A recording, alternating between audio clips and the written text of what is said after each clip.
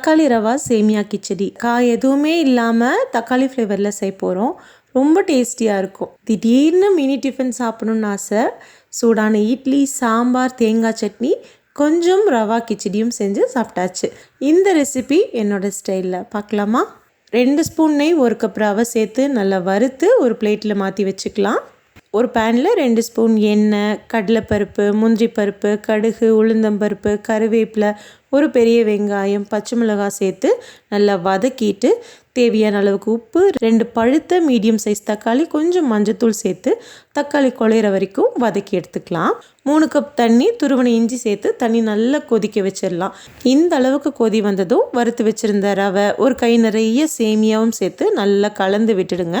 சமம் பண்ணி விட்டு இதை மூடி ஒரு 5 நிமிஷம் மீடியம் ஃப்ளேமில் வெந்ததும் கை நிறைய கொத்தமல்லி தழை, 2 ஸ்பூன் நெய் சேர்த்து சுட சுட சாப்பிட்டு பாருங்கள். தேவாமிர்தமாக இருக்கும். இந்த ரெசிபி உங்களுக்கு பிடிச்சிருக்குன்னு நினைக்கிறேன். கண்டிப்பாக ட்ரை பண்ணி பாருங்கள். ட்ரை பண்ணி பார்த்துட்டு எப்படி இருந்துச்சுன்னு உங்கள் ஃபீட்பேக்ஸ் அண்ட் கமெண்ட்ஸை என் கூட ஷேர் பண்ணுங்கள். தேங்க்யூ.